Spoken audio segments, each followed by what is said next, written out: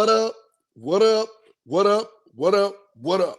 And welcome to another week of Journey of a Jackass. And I am your host with the most, Diet Shakur. You know what I'm saying? So I hope everybody's doing good. I hope everybody enjoyed their Memorial Day weekend. You know what I'm saying? I know it's supposed to be hot.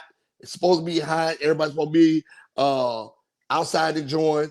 But for some reason, man, plane tickets was high. Of course, it was more than this weekend, but plane tickets is always high like that. But I just hope that everybody got a chance to spend time with their family. And for all the fallen soldiers, you know what I'm saying? I served with a lot of y'all. So I hope y'all enjoyed y'all Memorial Day. And y'all looking down, you know what I'm saying? Watching all of us soldiers is still keeping y'all memories, you know what I'm saying, alive. You know what I'm talking about? But now, hey, one more thing. Kids, parents, summertime, don't let y'all kids be out here in these streets. Listen, the way these YNs out here cutting up and acting up, I beat other people's kids. They be out here playing these games. I'm going to fuck one of them up. You understand me? So, hey, keep your kids out the streets, man. For real. Because as adults, we tired. If you can't discipline your kids, nigga, it's going to get done for them. For you. You understand me? Shit. I'm just letting you know. All right? So anyway, tonight, you know what I'm saying? I'm an author. I have an author on tonight. I haven't had an author on in a few weeks now. Month and a half. Right? But she's a very, very special author. And y'all gonna find out why. Her writing style is good. And she's maybe a little famous. Maybe a little bit. Maybe a little bit. Something like that. But I got author S.Roach Seymour on tonight. And we're gonna dig into it. So we're gonna have a good time tonight. All right. But before we get to her, y'all already know what time it is. It's story time with me. Story time with the Jackass. All right, so y'all know I come on here every week. I tell these stories, right? I'm going to keep it short tonight. I've been keeping them short so I can have more time with the people I've been interviewing, right? So, simply put, story time this week. Now, let me tell you, I don't know if matter of fact, I'm going to tell a story how I was out selling books and I met a chick. So, out doing these events, I'm out here selling books. I'm doing book signings. I'm traveling up and down the East Coast, all around the country, selling books, doing book signings, stuff like that, right? So I'm at this one particular signing, and this lady is fine. I'm talking about she is fine as hell. She's short too. Short. She's about like 5 feet tall, 4'11", somewhere in there. She was short. Fine. I was like, dang. That's all right, right? So, man, she came to my table. I said, man, I'll give you one of these books for free if you let me get your number. She said, okay, yeah, you can have my number, blah, blah, blah. I get her number. I was like, okay, cool. I'm in the game now. I'm about to see what's up with her because she was fine as hell, for real, right? So, and then, you know, I share crazy wild stories every week. So, I texted her like, hey, how you doing? This is Daya from the event. She's like, oh, I didn't think you was going to hit me up, blah, blah, blah. I said, okay. It was here in the DC area too. I do a lot of events out here. So she said, I didn't think you were going to hit me up. I said, yeah, why wouldn't I hit you up? You know what I'm saying? I said, well, let's link up. Let's go get something to eat. Go hang out, talk, chill, get to know each other, stuff like that. I said, okay, cool. This just recently happened too. I ain't going to say about a year and a half ago, something like that. Right. So, and now, you know, I have so many stories in my life that I got those almost 100 episodes in, and I'm still telling old stories. But this one, I just tell this one because it's kind of recent. So anyway, so she's like, yeah, okay, let's do that, right? She said, but I got to find somebody to watch my daughter. I said, okay, cool, no problem, right? So she get a babysitter for her daughter. We link up, we sitting there eating, laughing, chuckling up, having a good time, sharing stories, telling her why I started writing and stuff like that. She told me what she does, all that stuff. I said, okay, cool, right? She's like, yeah, I'm a bartender. You know what I'm saying? And then I work for this place right here. I ain't gonna name the name of the place. Anyway, so I said, okay, man, that's what's up. I said, man, you fine as hell. Why are you out here single? Like, you must be crazy or something. But no, it's not that, right? So I said, tell me what it is. She's like, no, I'm very selective, picky, you know what I'm saying, about the people that I choose to incorporate in my life. I said, okay, cool. Yeah, I understand that. I get it. I'm the same way. Cause I think I'm pretty much past my whole phase, my whole days, stuff like that. So I was like, okay, well, I don't want to keep you too late. I know you gotta get back to baby girl. You know what I'm saying? We've been out, we having a good time. She's like, cool. Walk her to her car. She give me a hug. She goes about her business. I said, okay, cool. We start talking, texting every day, stuff like that. Like, yeah, she's like, I really had a good time with you. I feel comfortable around you. I said, everybody feels comfortable around me. You know what I'm saying? I'm a genuine spirit. So she said, well, what are you doing on Friday? I said, nothing. You know, let's link up. Let's go on Friday. So she shows up again. She had this nice little dress on. I was like, oh man, her little ass was out there clapping. I was like, her ass too fat for her to be that small, right? So anyway, I said, okay, cool. So we go out, we start drinking. We go to one spot. And I was like, okay, cool. We sitting there and we just like vibing out and all stuff. So I'm buying drinks, we eating, we vibing out, we start shooting pool, we start playing ping pong. Like it was a cool little adult game spot. So I was like, okay, cool. Then I said, you want to go somewhere else? Let's go to another spot. So we left there, went to another spot.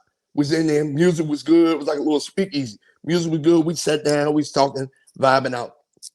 Great time, right? And she was like, and then she said, man, I really, really like you. I said, well, you know, I kind of grow on people. So left, went home. She went home.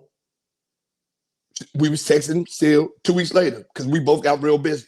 2 weeks later, she's like, come on, let's link up. I said, okay, cool. This time she linked up, I started to know something a little different about it. I was like, all right, it's whatever, right? You know, so we all have those days where we look a little off. So we started talking about books. I started talking about my next books. And we met at Bus Boys and Poets. And then I started talking about my other new books coming out, how, you know what I'm saying, how I formulated it. Oh, yeah, I want to write a book too. Maybe we can link up and we can write a book. I said, okay, cool. I said, matter of fact, why don't you just come over to the crib, man? You know what I'm saying? You come over to the crib tomorrow and, you know, so we can just spend the day and we can start working on your project. She said, okay, cool. We can do that. Shoot her the address. She comes over to the crib. We in there chilling, all that stuff. And she came, I ain't gonna lie, she had this nice, tight body outfit on, right? I was like, damn, okay. I'm about to give me some of this work. You know what I'm talking about? Before we even start talking about it, I'm like, I'm about to get some of this work. So I'm glad I never kissed this motherfucker though, or none of that shit. So we sit down, we start talking about everything, stuff like that. She said, I gotta go to the bathroom. I said, okay, cool. She goes to the bathroom, go in there, does her thing. I'm like, damn, this motherfucker's in there kind of long, or whatever the case may be. She comes back out, sits down next to me. And she's like, I really, really like you, but I need to tell you why I haven't been dating. So I'm thinking she's about to tell me, oh man, I'm thinking she's about to tell me she got HIV or herpes or something like that. I'm like, bitch, get out of here, right? So she's like, my daughter is my daughter. She's like, my daughter is my daughter, but it's from the mother, from her mother. I said, the fuck are you talking about? You know what I'm saying? I'm like, what the fuck are you talking about? I'm sitting there looking around. I'm confused. I'm like, I don't know what's going on. She's like, yeah, it's from the mother. Because you know, lesbian couples is out here adopting kids and getting pregnant and having kids, stuff like that, right? So I'm like, what the fuck is going on? So I said, well, you need to go ahead and tell me what's going on, right? Because I don't like playing these motherfucking suspense games, stuff like that. She said, well, I haven't always been so-and-so. I was born this way. I was like, what the fuck? Get the fuck out my house. What the fuck are you talking about? I said, this is why they out here killing y'all motherfuckers. Now, she was a transformer. I said, this is why they out here killing y'all niggas now. Because y'all niggas out here taking people options away, stuff like that. I'm glad I didn't kiss you. I didn't hug you. None of that stuff. And I should have noticed the signs when she had the little extra hairs on her chin. But you know, women get them hairs on the chin and stuff like that. I was like, okay, if she had the little extra hairs on her chin and shit like that. And like, I mean, she had the, her hands were kind of thick for like a female. So I was like, but I met females with thick hands. So I said, man, get the fuck out of here. She said, this is why I was dating, because nobody accepts me for who I am.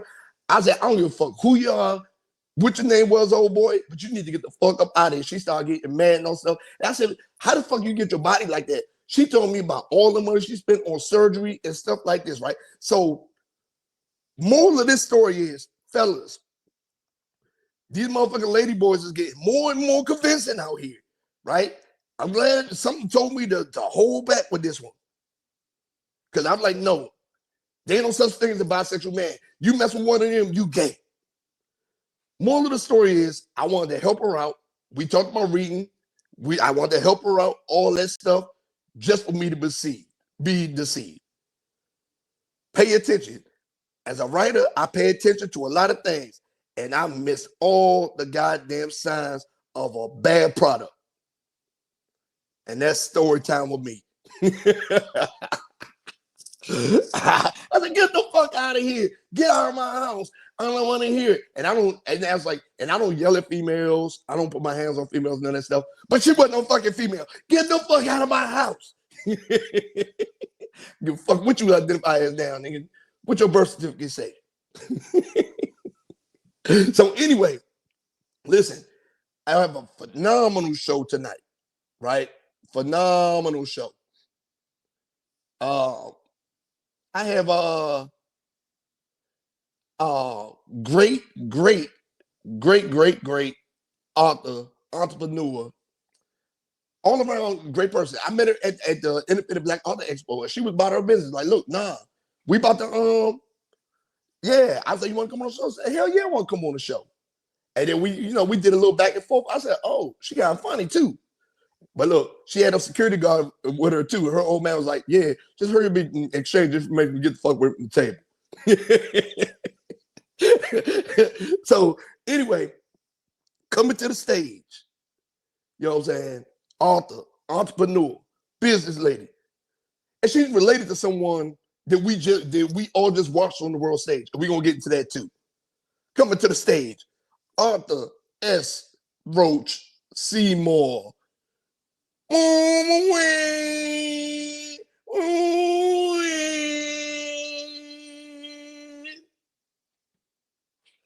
you gotta unmute yourself. Gotta unmute yourself. Gotta unmute yourself. Gotta unmute.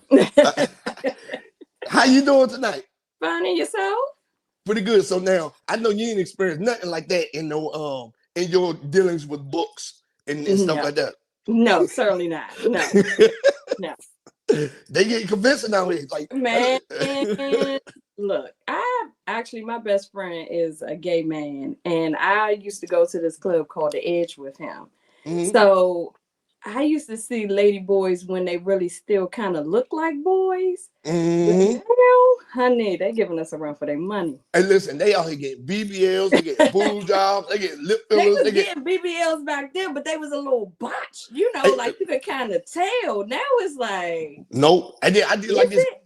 And when I seen that, I said she was off. I seen a little patch of hair right there. I was like, but you know, we go through hormonal things. Yeah, that's what I'm saying. Women go through that. I'm one of my aunts used to sit around with tweezers like this all day. I was like, that don't help. Go get that shit waxed. I want to be that auntie. Yeah, but I was like, man, this is why I was like, get out of my house. You didn't put her out. You didn't put her out like that. I was like, get out of my house now. You know what I'm saying? And then I was like, I was like this. Before I could even block and delete the number, she sent me a message. It was like, I'm sorry. I didn't mean to. I should have told you in the beginning. I was like, you're fine. Just don't talk to me no more. We're fine. I'm not that kind of person. How many dates did you go on before this? Like 3 or 4. Oh, Yeah. never. It was. Yeah, it was like 3 or 4. Yeah, I say was by like, 2 maybe should have disclosed. could all the texting and talking we was doing could have said something. Something. So Yep. So I ain't one of them. you'll read it, and you did not read that well. I did not read the room. I was like, man, this is some bullshit. It's all right. Yeah. Look. So I come on here and tell stories about my life every week, and I was like, yeah, this right here is some bullshit. So anyway, tell the people who you are. I am a native Washingtonian who loves to tell stories about our people in this area and just how different we are as a people mixed in with the politics and being, let's say, like the war on drugs, just our landscape in this city and around the United States. Okay, so now, what you saying that right? How we are different. Now I lived all over the world. I'm retired Army, so I've lived all over the world. I've seen all the different states like that. When it comes to a lot of things, we are similar to a lot of other places. Like especially like the dating scene, people's mindset and stuff like that. People, I think here we got a lot of people that get stuck in this. Or what you do, because that's the part of the conversation. Real quick, do you work for the government? What you do and stuff like that? Yeah, so it makes us a little different, Yeah, yeah. And then, our word Bama, for sure, you put it in a book title. I was That's like, what, it gotta be creative. yeah, that's what I'm saying. But I got a chance to venture out. Mm-hmm. And I think we do have some things that hear this authentic to us, go-go music, mambo sauce, you know what I'm saying? Stuff like that, right? But there are a lot of ways that, like, I think being around Black people in so many different places, we have a lot of the same movements. So what in your books do you write about that makes Black folks stand out, like compared to everywhere else? Well, I'm gonna say, like, my first book, I'm gonna tell you my situation when I went away to college. I thought I was a pre-engineering student at Dunbar Senior High School, the illustrious high school that it is, one of the first to desegregate or have Black students in the city. Yep. And then to go be from the top of my class, then to go to college and almost feel like I had a subpar education because my teachers were teaching us Black history.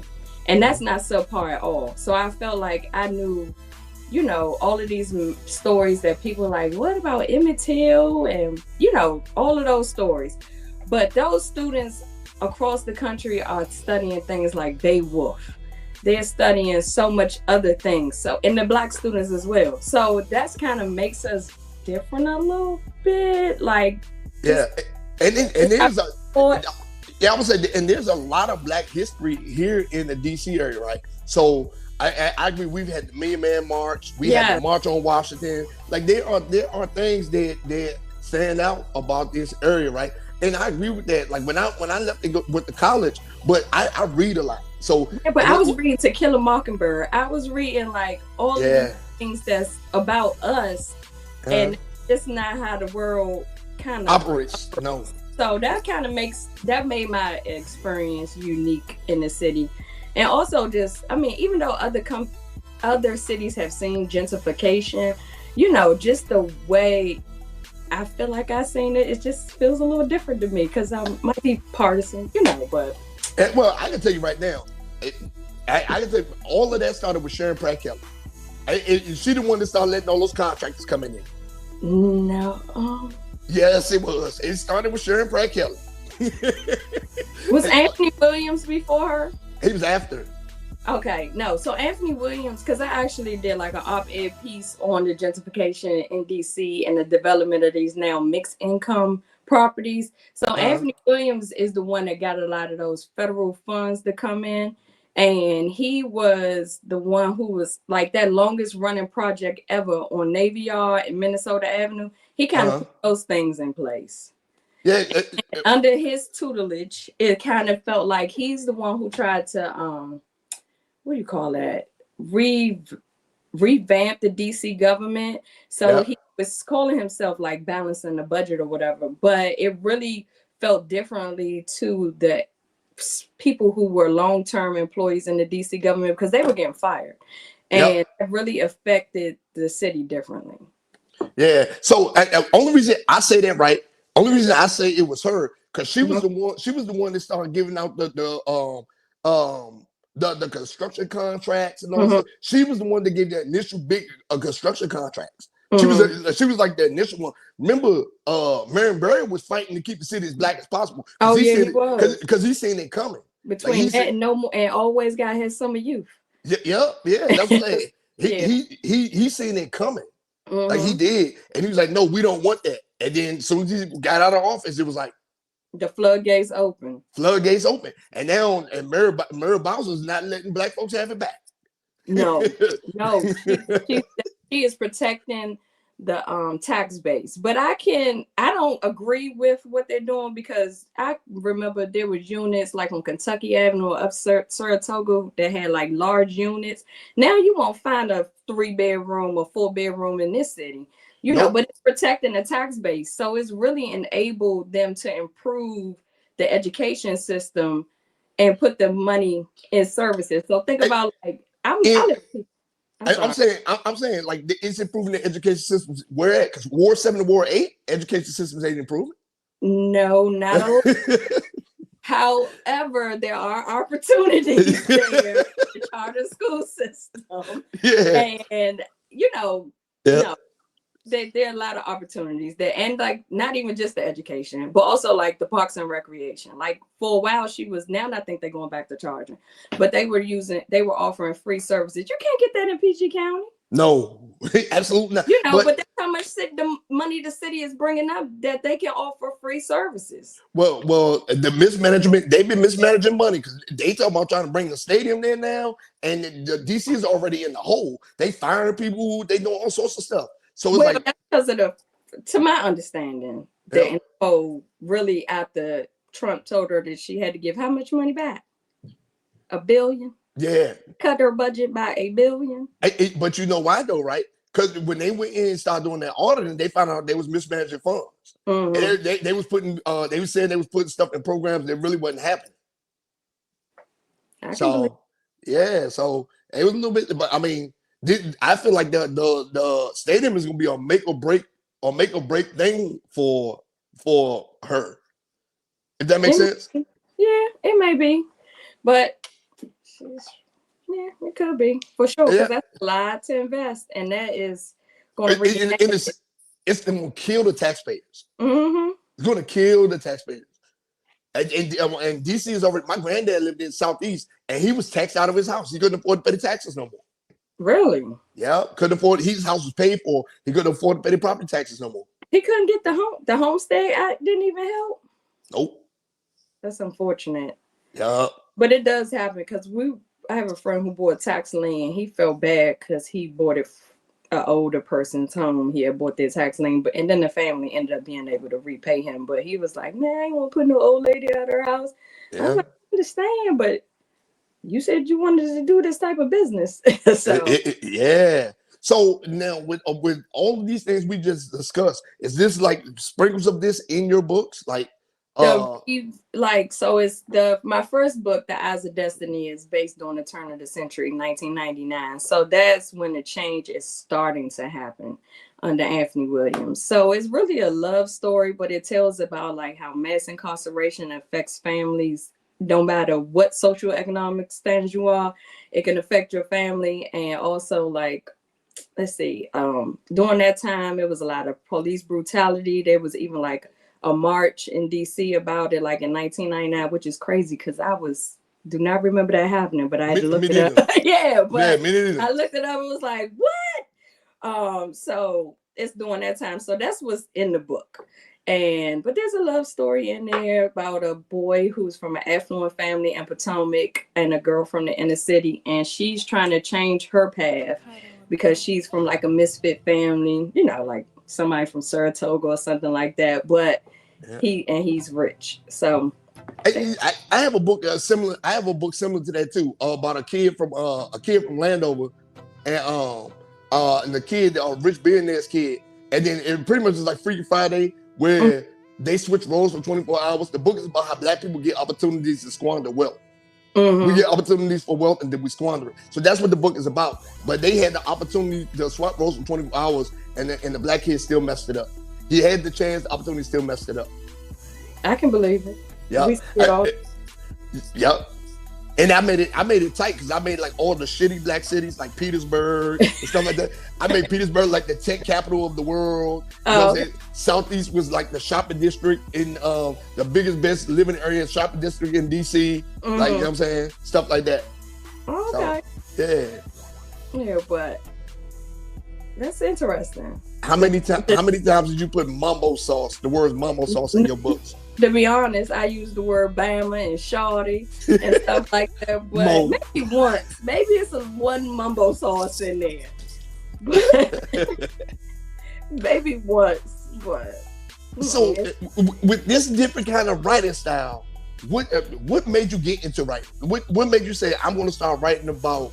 I'm going to write a journey of like this, but it's going to involve the reality of the world. Like what made you get into writing? So when I was 13, my father told me I had to read a book, and he was like, pick any book. And he is like, had a library. My parents had a library. So he was like, pick any book and read it. So I picked Monster, the story of an LA gang member by, his name is Shakur, but Monster Cody. So I have that book. I have a library in here too. I have that book. So I picked that, and that was the first time I had read. Like I said, in school we were reading like To Kill a Mockingbird, Maya Angelou, stuff like that. But to read some gangster stuff, like some real inner city, you know. And then I had never been to LA at that point, so it really just sparked my imagination with what could happen. So I started handwriting, and it would sell my chapters to other students for like 50 cents. People would pay like $1 to get it, you know, like we had a sign up sheet and everything. And then I left it, somebody left it in a classroom, and my English teacher read it. And I thought I was gonna be in so much trouble because it had cursing, and she was like, girl, you can write.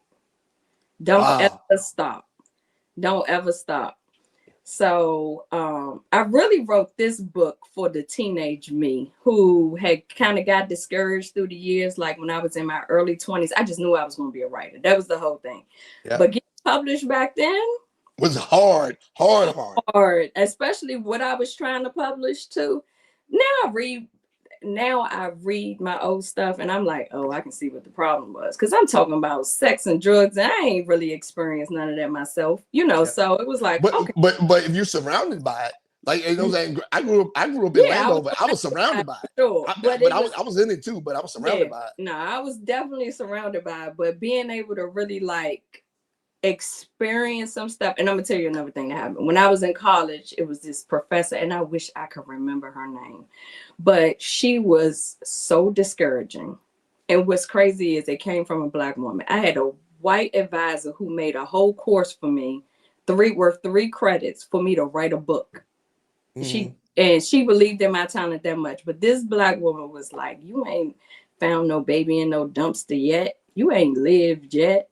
So, you know, come talk to me when you do that. And I was like, no. And you know what? That's why I started writing. I tell people this all the time. That's why I started writing. I was on a podcast. This was in like 2019. I was on a podcast.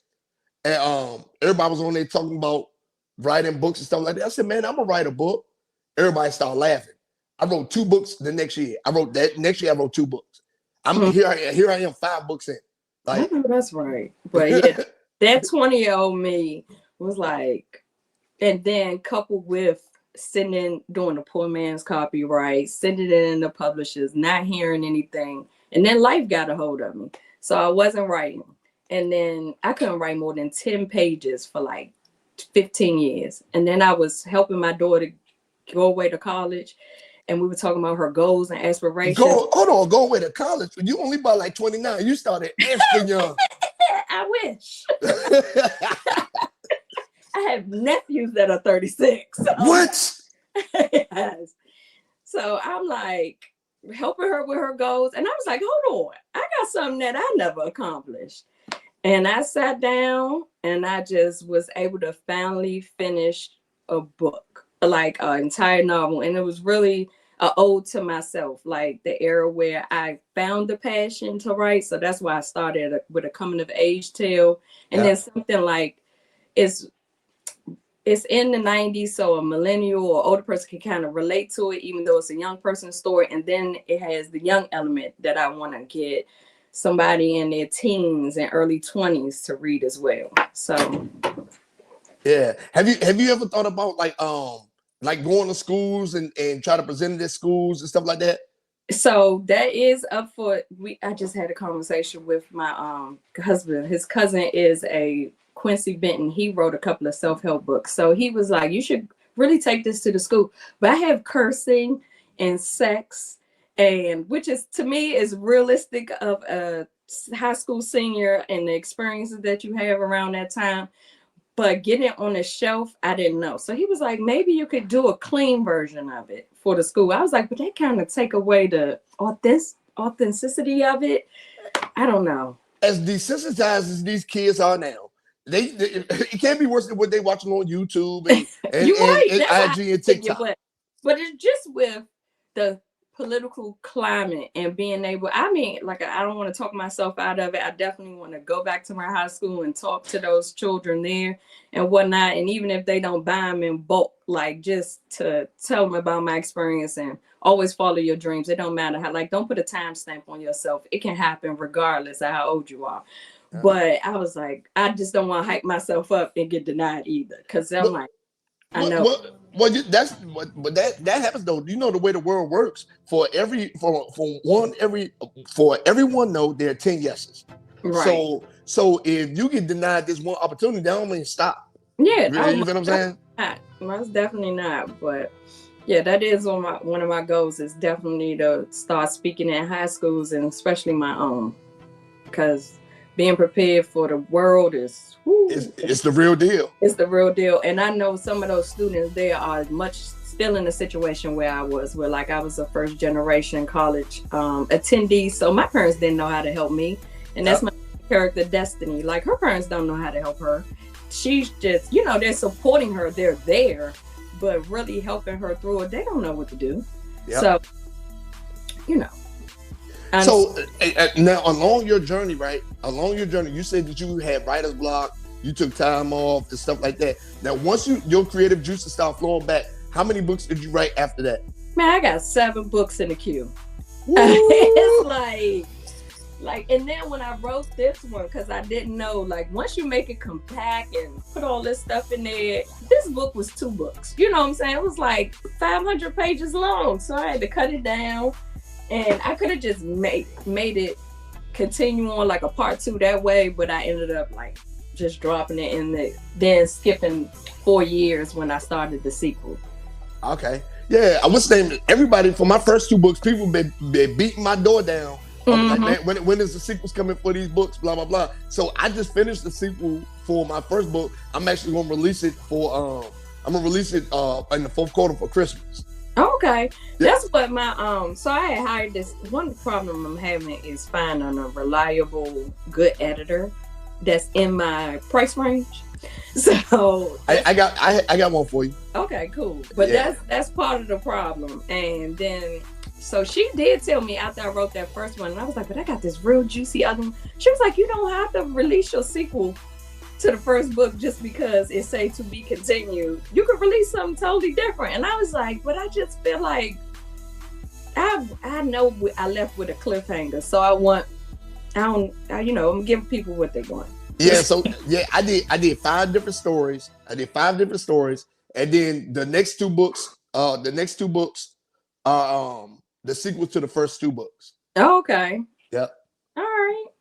Yeah. But now I'm focusing on like I signed up for this romance in the holidays, so I want to get a Christmas book out before the holiday, before October. So that's kind of like my focus is getting that done.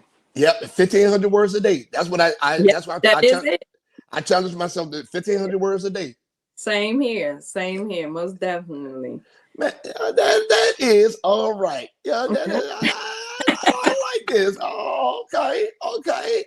Now, with you being an author and writing everything, do you see movies, scripts script Oh yeah, writing, man, movies, you ain't and hear for my your books. husband. The security guard you was talking about, my husband, he was telling everybody they was like, yeah, the movie coming out in 2027. I know that seemed far away, but it's happening. Yeah. So I'm like, yeah, I most certainly do. Like, I really believe in my craft, and I do want to write like screenplays and stuff like that too.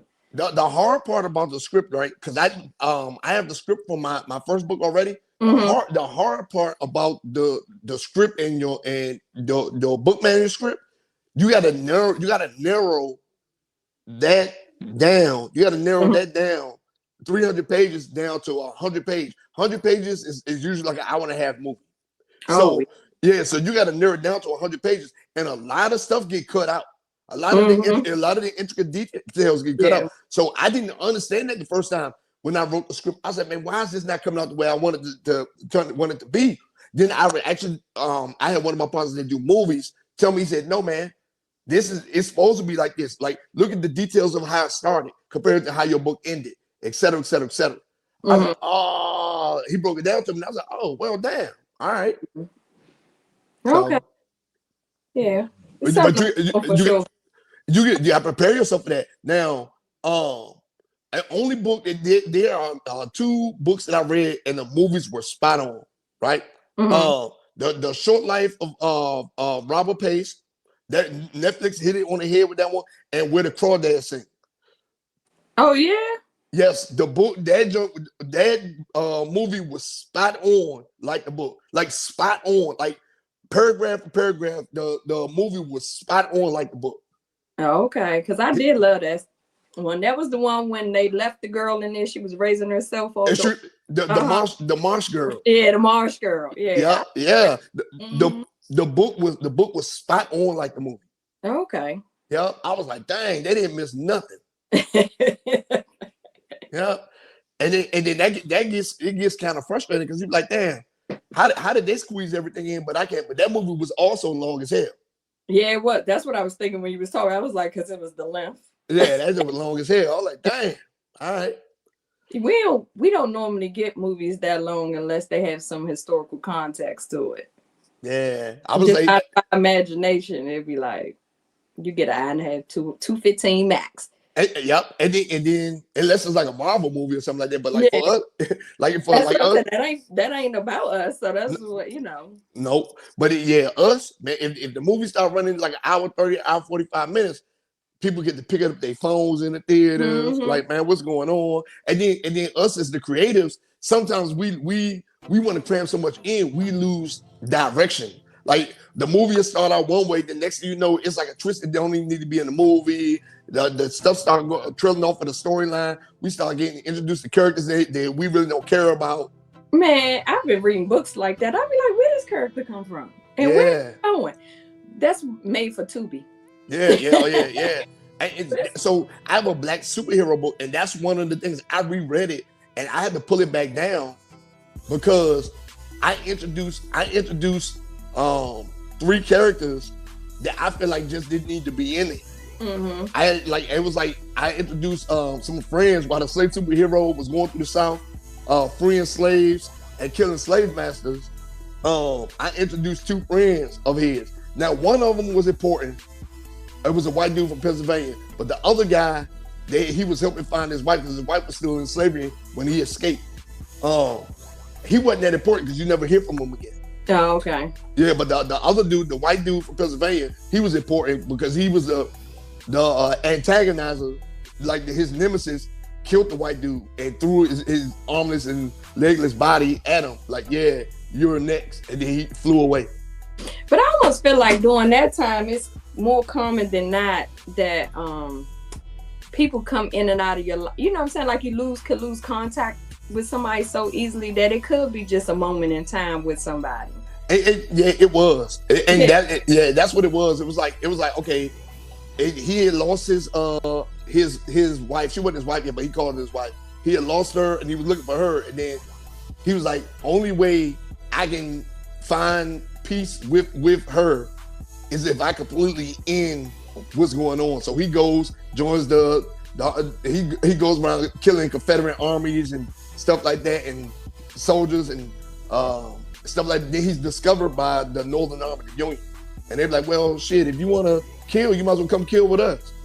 Oh, you took a real. So I'm shopping a historical romance that I wrote now called My Sweet Sweet Girl, and it's based on the Civil War era, like 1962. So the slave master is in love with his slave girl, like totally in love with her, and he took her to the French quarters in New Orleans so they could live this life together. But when the Union Army came and took hold of New Orleans, he took her back to the plantation.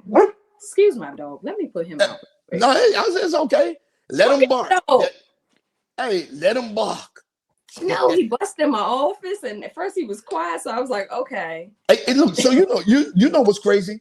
In when people talk about the South being racist and everything like that, people do not understand. Before segregation was even a thing, New Orleans was one of those places in the South that was like black people and white people could like be together in this country. It was the blockade. So during that time, it was the Spaniards and the French boarded over. They would take them a black wife and negotiate their freedom once they finished their business and go back to their country or whatever. But some slave masters participated in that behavior too. So I put that in there. And then of course he conditioned her so much that she thought of him before she thought of herself. So sure, she could have stayed in New Orleans and been free. But he always tell her, like, what your life gonna be like as a black woman? What you know, what would your life be like without me? You just gonna be somebody's cook? And he just conditioned her to think of himself before she thinks of herself and her own freedom. And people always throughout the book are trying to convince her, like, girl, you could kill him. Like, he trusts you so much. You could set us all free. And she's steady saying, like, and then what? And then what? Because he is a financier of the Confederate Army. So he's like, the army is outside our door. Like, what we gonna do? So yeah, she should have just took all of them. She just took everybody to New Orleans. Because like people, that's why one of the things, like we know it now, but we didn't know it back then. When if slaves wanted to be free, they didn't even have to make it all the way up north. They could have went to New Orleans. Yeah, and that's what her brother tells her. Like, I foolishly followed you back to the plantation. I should have just stayed in New Orleans and been free. But another part of history, like people don't talk about, is how people went to Europe, because interracial relationships and all of them were free, like in the 1600s to a certain extent. So he takes her to France, and they live I can't tell the whole story. I want somebody to buy a book one day. No. I mean, it sound now. You know what it sounds like though. I'm gonna tell you what this story sound like. Remember, but this happened in the 20s. Remember Josephine Baker? Yeah. So that's my mind said. It's not just Josephine Baker, but it's a woman who went over to France. Dang, why is her name Bessie Coleman? She went over to France to learn. Like, they were susceptible. You know, they really gave us more opportunity. Not saying equal, but more opportunity over there. And so, you know, it's believable that somebody would leave and go to France. So when I gathered with one publisher, he was talking about it's similar to Thomas Jefferson story. I can't think of her name right now either. It's escaping me. But he had like a black woman who started out as a slave girl, and she went to France, and she could have petitioned for her freedom over there, but they had negotiated. And so any children that she had by him were free. And he was saying, so she had her, so it was in reverse. He took her to France. They negotiated. She came back to America under the guise of just being his slave. But he was really her woman. She was really his I'm gonna tell you another one that was going down that path that probably would have ended up in Europe, married to a white man. Billie Holiday. During that time, remember, she was out doing it there, but she died of cirrhosis. Yeah, she had died of cirrhosis. That was another one. Yeah. So, but yeah, so that's the story. I believe in that story so much that I was like, I'm not self-publishing it. I want to really get it out to the masses. Yeah, I can see that being a movie, like for real. I can see that being a movie, like, and just and during that time period where, and that's an important part of history. Yes, they brought in slaves through New Orleans, but it wasn't the main port. If that makes sense. So they was bringing them in all through the South, but that wasn't the main port. They was bringing them in through Galveston. They was bringing them in through Biloxi. Yeah, main port, wasn't it? South Carolina. It was Charleston. South Carolina. Charleston. Charleston. Yeah, those were the main ports, the big ports, because it was saying, even though I didn't write it historically correct, like if you left New Orleans or something like that, you went north before they went back across. Yep. So you would go to maybe Charleston, the Norfolk area, Jamestown, maybe back even to New York or Philly before they would go back across transatlantic. But I made it in my book that they went to the Gulf of Mexico. They went further south and went transatlantic. Yeah, Mexicans ain't give a shit about none of that. They just want their money. Yeah, you know what I'm saying? Man, that's a dope story though, man. I hope that gets published and then that gets turned into something else, because like that is a dope story. Like that would be dope. And then the whole movie that everybody shot, people the movie people watching be pissed off like, girl, you dumb. Just leave. Just leave. Beginning, it's certain instances in the movie. It's like, for any historical context, I definitely always let my parents read it because they're history buffs. They love it. And so there's one scene where there's some tension between her and Jacob's brother-in-law, and he slaps her. So now Jacob, the brother-in-law, slaps her. Yeah. But he's not in the room. So he sees like the redness on her face, said, tell her, go get some ice. And then the next day, he hog ties his brother-in-law. They get into it about something. And he said, you turn my, so my father, because my father was like, I know he wasn't going to let him get away with that. I knew he wasn't. Yeah, for real. Yeah, so it was like, even though it be so you see like his passion in certain situations for her. He lets some stuff slide, but he does a lot of things to like protect her as a beautiful slave woman. And I made her brown, like a golden color, because whenever people talk about the slaves that got favored, they're always light skinned. I'm like, nah, they had to like some No. They favored the darker women because they would have mulatto babies, lighter babies. Mm-hmm. So they favored the darker women. But what's crazy is, but back in the day, me and my homeboys, you could be an old mulatto. You just but back in the day, we used to always talk about slave, like a house nigga versus a field slave or whatever. When I was doing this research, I was like, house slaves didn't live as long because they were always working. Yep. So a house slave lived between like 28 to 32 years old, like the women. And I was like, dang, you would think like the field ones. It's because they was busy and working all day, and then they was making their own meals. Catfish, they was crawfish, they was making their own meals. So whereas though up there they was only in the house, they was only eating scraps. Now, fun fact, a lot of the house slaves died from suicide, from heart attacks and suicide. Mm-hmm. People don't know that. Yeah, that's a fun fact. Mm-hmm. I don't know if it's fun, but it's definitely a fact. It's definitely a fact. Go ahead. The narrative that they gave us growing up was like, oh, if you was closer to the house, you had it easier, and they were in the house, not out in the fields. And then when I did my research, I was like, that ain't right. No, it's not right at all. Yeah. And I'm like, man, look. So now we're at a segment of the show because you've been very, very entertaining and educational. But now we at a point in the show that you're gonna turn into a jackass. I have some questions. Okay. Now we've been talking about New Orleans all this time and all that. You seen all them dudes that escaped? All 10, my daughter tried to tell me to do a parlay on them. They still ain't caught 3 of them. I know that was the thing yesterday. They had caught 3. And the money's on one. Matter of fact, I give the dumbass of the week on my show. After the interview, I do a segment called Dumbass of the Week. Is it the one that got on live? Yeah. That motherfucker's getting it tonight. That motherfucker is getting it tonight. He is getting it. They could one sleeping on a bench or something. I guess he got out thinking he ain't had nowhere to go. Yeah, he's like, man, look. One of the dudes they caught at his mama house. One dude was locked up for strangulation and attempted murder. Mm-hmm. The strangulation was on his baby mama. Where he get caught at his baby mama house. She called the police as soon as that nigga showed up. He came to finish the job. Hey, he was looking for somewhere to go. You can't go back to the victim. And she must have been writing him letters telling him it was gonna be okay.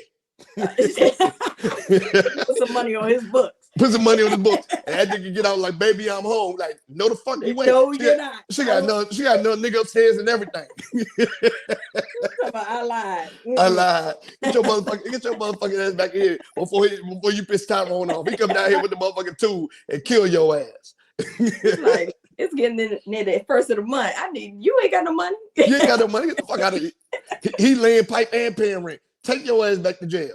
And you bought some shoes. Look, this nigga standing here with my baby. You ain't never come home. Why you worry about it? Mm-hmm. Yeah. So look, okay. So question number one: if you escape from prison, where would you go? I'm allergic to jail, so that's never gonna happen. But where would I go? Underground? Like a Ninja Turtle? Like a Ninja Turtle.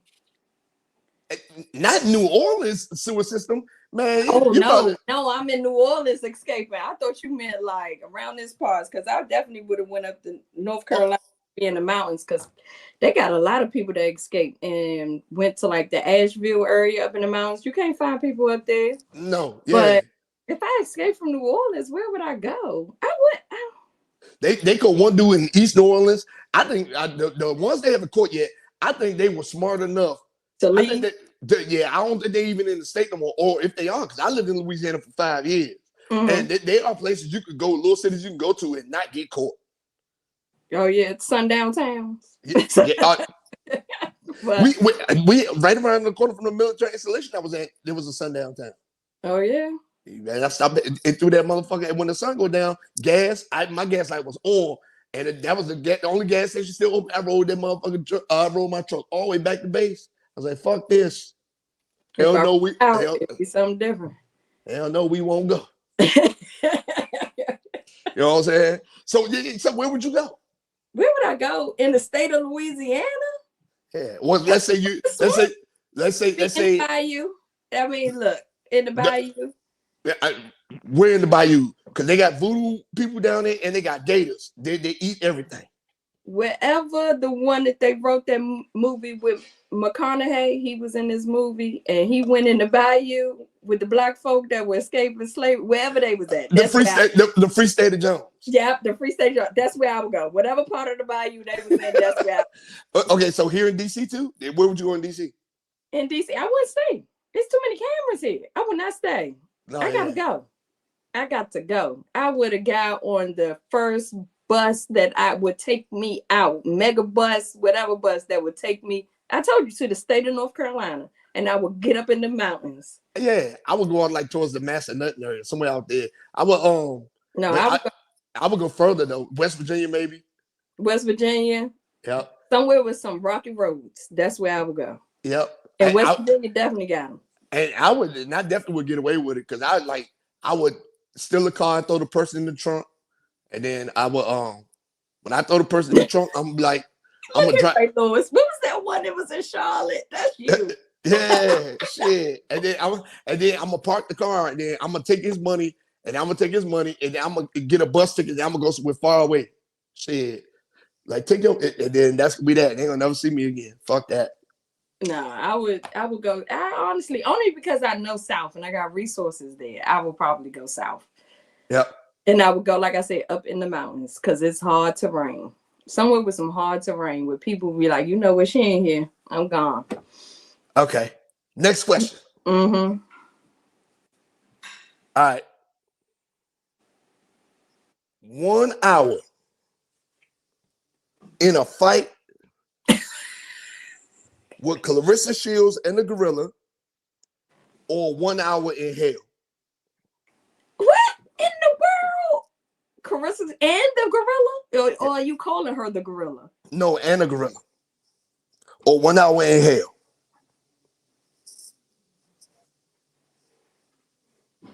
Wouldn't that be hell?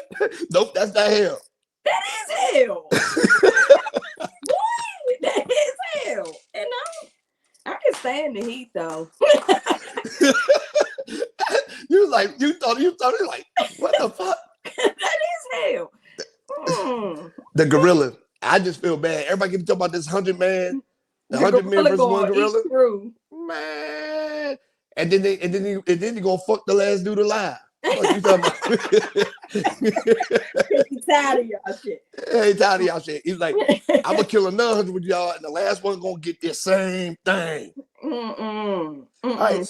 So you said the gorilla, or you want the Clarissa Shields? No, I said I've been here for an hour. Oh man, that shit. But you know, it feel like that shit feel like an eternity down here. That's okay. It would feel like an eternity with a gorilla pounded on my ass. You think? I'm good. I'm good. All right. Miss Shields, you got it. You got it. I ain't got no time for that. You got it. I got some hands for a regular bitch. Excuse my language, but her? Nah. You got it. She legit be fucking people up. She got it. All right, next question. Which one do you think you would survive longer in? An alien invasion or a zombie apocalypse? An alien invasion. Why? Because I'm gonna communicate whatever way they need me to. I'm gonna tell them telepathy. Go underneath the Pentagon. Camp David is that way. Everything look, I know. They got underground. The zombies don't want to know nothing. They want me to be one of them. No. And the sucky part about the zombies is that every time somebody died, they just turn into one. Yeah, no, I want that. Yeah, I was watching The Walking Dead, and I was thinking about that shit. I'm like, damn, this shit just never going to end. No. No, this shit ain't gonna never gonna end. They start getting a little smart. They start putting speakers in stadiums, and then when it will fill up, when the stadiums will fill up, they start blowing the stadiums up. But I was like, okay, that's cool, but it's 1 million people on the earth. That's 1 million more zombies about to get created. Like, I don't get it. So you said the alien invasion. I think I would survive longer in the zombie apocalypse because how long were you in the military? 20 years. Okay, because I did the VR with the aliens, and one was on my back, and all. Now I was second on the shooters. I was good because I was doing my thing, but they unalived me twice. So Okay. Somebody looking for something. I'm gonna help you find it. I'm gonna help you find it. Now, this question is good. It's a good one because this happened to one of my homeboys. So I think this is a good question. Okay, if you land in the bed with your husband and you both get a call from different relatives about the same relative that died, are you going to keep messing with your husband? Hold on. We in the bed. We doing adult things, and we get phone calls. Both of y'all get phone calls. He gets a phone call from his cousin. You get a phone call from your cousin, and it's about the same relative. We know what it's about. When y'all answer the phone, one cousin will say, "Answer the phone." No, if y'all in the bed, say y'all in the bed sleep, not getting in it, and boom, he get called like, man, grandma died, and then you get a phone call like, hey, grandma died, but it's two separate cousins, meaning. No, that's not gonna happen. So I don't have to worry about it. so the question is, y'all just found out y'all related. Would you keep messing with your husband? I've been married for 18 years, probably. It's like it's too late now. It is too late. Well, 17, maybe 18 this year. No, I'm good. Yeah, it'd be like, all right, cuz, we here now. And it should be messed up. And we got 2 kids. We got kids together. What? Listen, look, they smart and they call it everything. Being related, they do y'all too bad. You said this happened to your homeboy. Yeah, he found out that chick he was messing with. He been messing with her for a year, and they was like first cousins too. He ain't, see, that's what I don't like about people not asking the right questions, don't want to meet each other family, keep all that, and that's what end up happening. Yup. I was like, damn. He's like, yeah. I say, you still messing with her? Said from time to time. I was like, you nasty incest committing motherfucker. No, you can't hit your first cousin. That's crazy. Yep. And he said he didn't even know. But me and my first cousins are tight. Like yeah. But and I got a lot of them. My father is one of 13. My mom is one of 15, and I'm the oldest of 9. And my dad had 12 kids. You're a proctor? No. Hell no. No. Look, we just as deep in Southern Maryland. The Brooks is just as deep. Oh yeah. Yeah. Okay. Okay. Now, last question I have for you. Mm-hmm. You said you want to get one of your books published on a mainstream. You want it to be a movie. You want it to be one of the best stories. You want to be a bestseller, New York Times bestseller, right? Right. You want this movie in the movie theaters. You want Netflix deals. You want it to sell worldwide, right? Mm-hmm.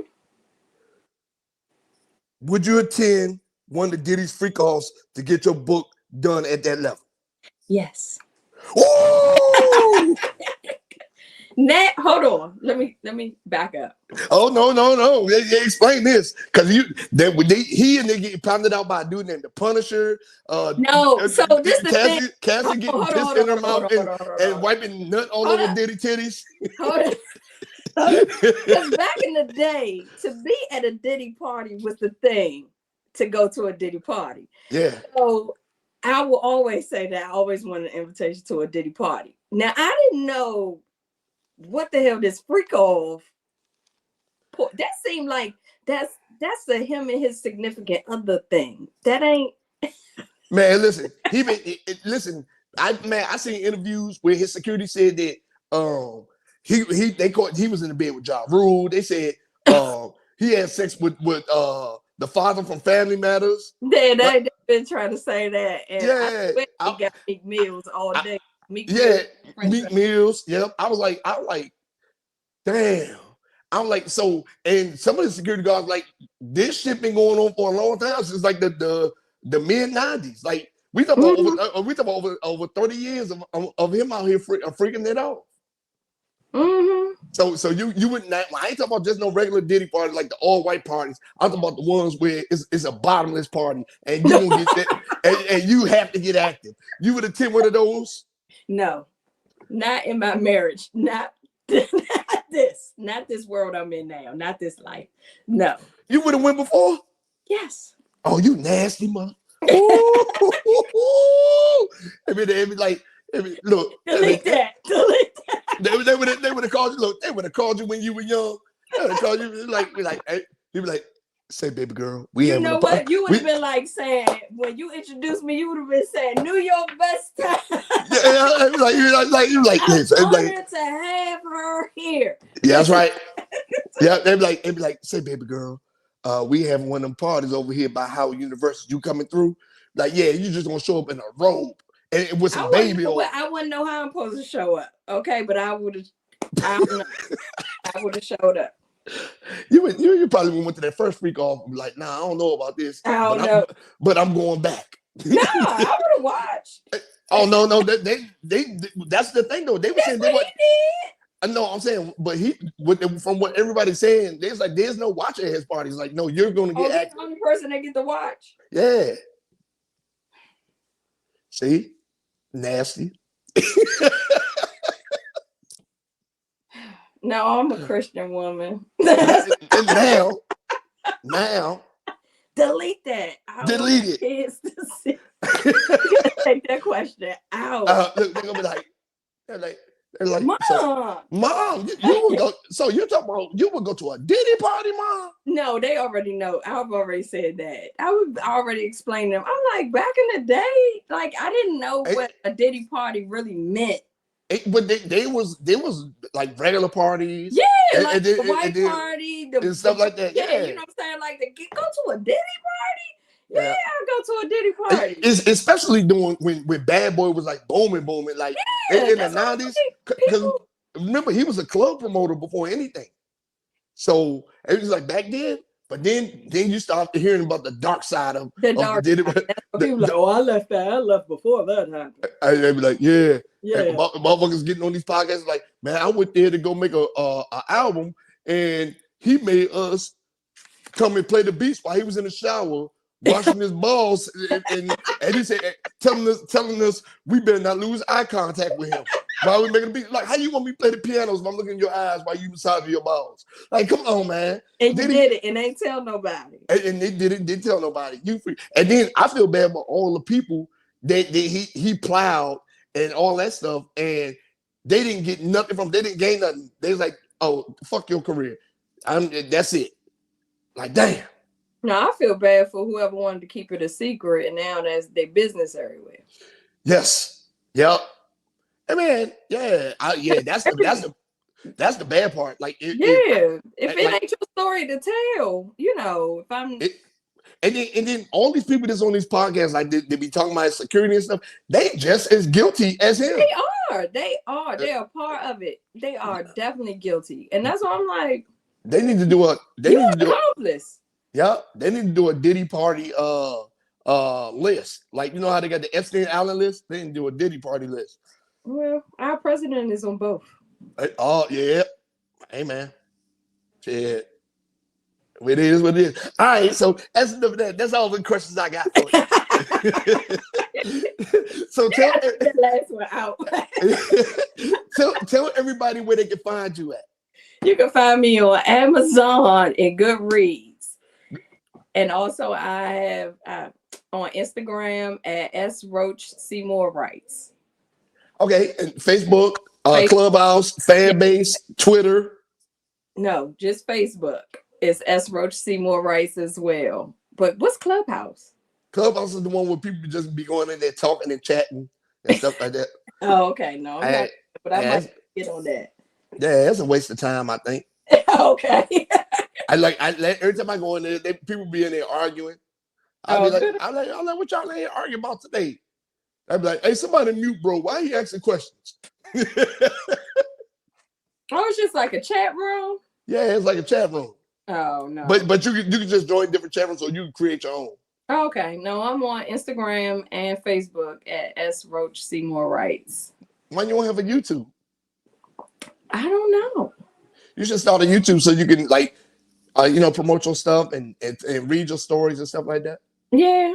This is honestly, it's my first podcast, so I'm trying to get a little acclimated to things. I've been so nervous that I thinking I was going to stutter so much. So no, you did good. What you talking about? Thank you. Yeah, you did good. And then you just came in like you just started talking. I was like, okay, yeah, you good to go. What you talking about? Yeah, and I'm ready to talk about my work and stuff like that. And then I know DC. Yeah. Now I'm glad you came on. I'm gonna do a writers episode where I'm gonna have like 6 authors on here. Mm-hmm. So I need you to come back for that for sure. Okay, that's cool. Okay. Now, with that being said, I'm glad you came on here, but now I got to get this show rolling. Okay. All right. Well, thanks for having me. Yes, I'm glad you came on. You're the best. All right. You have a good one. Stay away from them damn Diddy parties. I ain't going to no damn Diddy party. All right, y'all. Oh, man. So, all right, y'all. So let's get into these community events. So the community event this week is the Taste of DMV. All right. June 14th. June 14th. Taste of DMV, June 14th. 12 to 7 p.m. 300 Pennslvania Avenue. All right. Northwest Washington, D.C. Taste of DMV. Google it. Everything. There's going to be food trucks, 5 stages for music, vendors out there. It's going to be an all-around good time. I've done it 3 times. This is the 4th one. I've done it 3 times. I had a great time at every single one. You understand me? So I'm telling you, I am telling you, Taste of DMV. Oh yeah, what you talking about up in here? Oh yeah. So the Taste of DMV. All right. Now I'm telling you, oh yeah, author S.Roach Seymour is gonna be there selling books. You know what I'm talking about? So with that being said, that's the community event and business of the week. Okay. Y'all make sure y'all show up. Last year there were a ton of people out there, man. You know what I'm saying? So it was a good time. I got a chance to meet a lot of the recording artists. I did my podcast now because I'm one of the official podcasts of the Texas DMV event. Shay is gonna be on here next week, matter of fact, to talk about it. So yeah, you know what I'm talking about? And that is my community event. Now, read of the week. This week, read of the week, right? We just had a phenomenal author on here. Phenomenal author. The read of the week this week goes to author S.Roach Seymour. We forgot to get into who her cousin was. So who her nephew is, right? It's that's Lamont Roach's aunt. So y'all know. We forgot to get all into that. We started talking about everything else. We got to get all in there. So yeah, Lamont Roach, like Lamont Roach did 14 days. Yeah. So we forgot to get into that. But support all of her books. Every single one of her books are phenomenal. You heard her on here talking about it, right? So the read of the week goes to author S.Roach Seymour, right? Check her out. Y'all heard where you can find her books at Amazon, Barnes Noble, her Instagram, her Facebook. Links are everywhere. So all of her books are getting the read of the week. Make sure y'all go out and support and check her out, all right? Make sure y'all go check her out. Phenomenal. We forgot. I can't believe we forgot to get into Lamont Roach being family to her. But sure, that's all good. And I think it's better that way that we not bring it up because she's her own person, her own entity. Yep. And that's my read of the week. Now, guys, we are in my favorite segment of the show. My favorite segment of the show, right? When I say it's my favorite segment, it's my favorite segment. So this week on Why the Fuck and Who the Fuck, Dumbass of the Week, fuck is you talking about?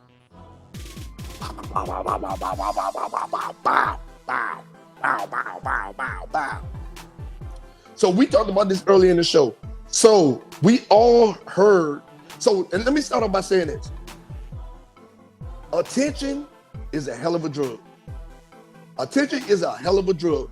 Y'all be going on social media, online, doing a bunch of dumb shit for people that don't know y'all. People that's not gonna bail you out. If you get locked up, ain't gonna come see you. Ain't gonna put no money on your books. Ain't gonna do nothing for you. Ain't gonna write you no letters. What they will do is fuck your girl. That's what they will do. They will fuck your girl, right?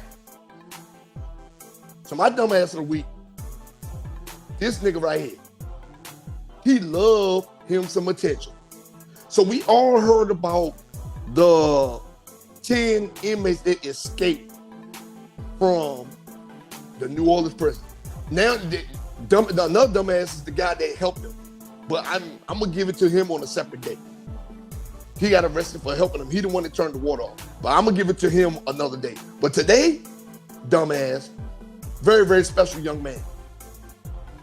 Very special young man. This man was serving life in prison for murder.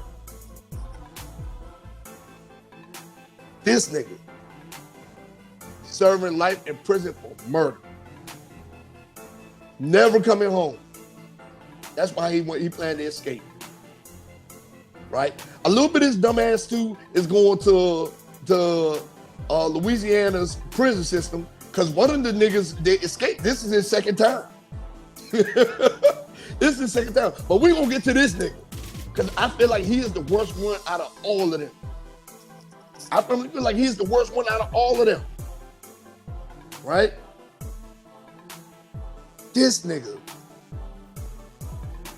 Attention is a hell of a drug. Remember, I've said time after time after time again, we're going to see the effects of social media on people's minds. We're starting to see the effects of that now. Social media's been around for like 10, 12 years now, 13, 14 years. No, 2009, we had MySpace in 05, 06, somewhere like that, right? So 05, so it's been around, social media's been around for like 20 years. So we're now starting to see the side effects of it. People doing everything for attention, clout. You know what I'm saying? Everything. We are legit seeing the side effects of it. This nigga's a product of it. In jail for murder. I'm gonna keep repeating this because he's a fucking dumbass. So this nigga works with these guys, plots everything out to break out of prison. He plots everything out to break out of prison. Do we flee the state? No. Do we go see his mama? No. Do we find a way to give him some money, steal a car, get something to eat? No. You know what he does do? He goes back to the block and hangs with his gang. Goes back and hangs with his gang. The niggas that was only there with him the time he committed murder, they're still out there free. They were accessories to the dumb shit that he did. And he went back to hang with them. Fuck the food. Fuck all that shit. But that's not why he's a fucking dummy. This dumb ass nigga had the nerve to know that he's wanted. To know that he's being looked for. To know all these internet, social media, Instagram, TikTok, Facebook, all these are being watched. Especially if you're in a gang or stuff like that, or like stuff like that. Y'all niggas out here telling on yourselves. He's just another example of it. This nigga went around there, hanging with the niggas around this way, and went on live. He went on Instagram live, smoking a blunt. I'm fresh out of jail. Throwing up gang signs. I'm fresh out. Just got out. I'm fresh out. Like this nigga just came home for good. This nigga escaped. That's why I said attention is a hell of a drug. This nigga is dumb. D-U-M-B. Capital letters. Dumb. This nigga went back to the hood where he got caught, smoking a J, hanging with the same niggas, and went on Instagram live. Talk about he fresh out.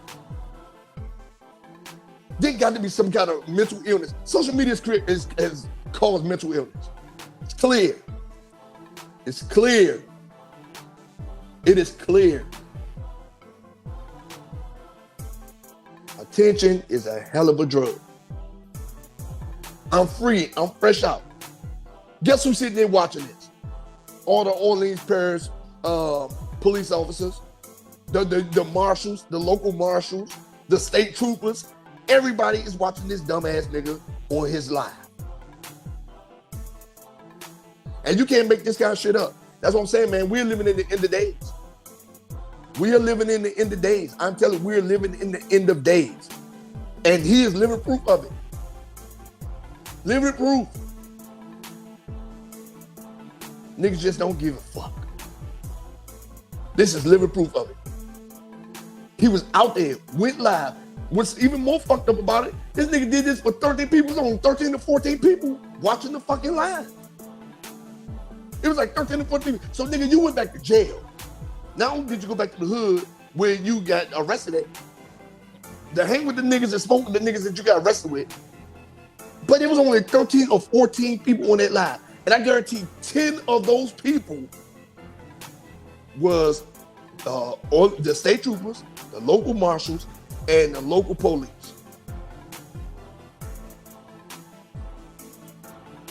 Tell you, man, we living in the end of days because of shit like this. So this week, dumbass of the week is going to this young man, New Orleans inmate, and he's back in jail where his dumb ass belong. He's back in jail where his dumb ass belong. Stupid. New Orleans, Louisiana inmate, Kendall Myers. You are fucking dumb. Why? Was it that important to be on Instagram Live instead of fleeing? You was out there with the niggas. You out there with the gang. Hey, nigga, let me hold some money. Let me hold something so I can get the fuck up out this state. Let me hold it. Y'all out here smoking. Y'all got money. Y'all selling dope. Let me hold something so I can get out this state. No. You want to smoke with the gang? I'm fresh out, throwing up gang signs. Sir, that life imprisonment that you getting, them pounders you gonna take over the next few years, my boy, you deserve it. Because that shit was just flat out dumb. I don't know what to tell you. I don't know who your guidance, your mentors are, and anything like that. Hopefully you find somebody to keep you warm while you in there and protect you. You get hanging out with the other niggas that got caught. But you, sir, are dumbass of the week. Fuck is you talking about fucking stupid? This nigga had every other. He could have asked all them niggas, can I borrow some money so I can flee and get the fuck out of here? He said, no, I just want to hang out and be cool. So I hope hanging out and be cool gives you all the things that you want while you sitting there for the rest of your life. And they about to add on more charges to the shit you just did. So your chances of parole are gone. All right, go in there, find your wife, happy life. That's where you're gonna be at for the rest of your life. And that's why you get dumbass every week. Fucking stupid. I can't believe this shit, man. Y'all make it easier and easier for me every week. Fucking stupid. All right. So that was my dumbass of the week, man. I'm telling you, niggas is dumb out here. But anyway, so man, look, thank everybody for supporting me on this journey. Like, this has been phenomenal. Like, I really, really appreciate everybody that's been on this journey with me. For real, for real. I want to thank all the guests that's been coming on, everybody that's streaming me, everybody that's watching, stuff like that, man. I really, really appreciate y'all, for real. And I just want to tell y'all, thank y'all for supporting me another week. With that being said, it's time for me to go and get the fuck out of here. I'll see y'all next week.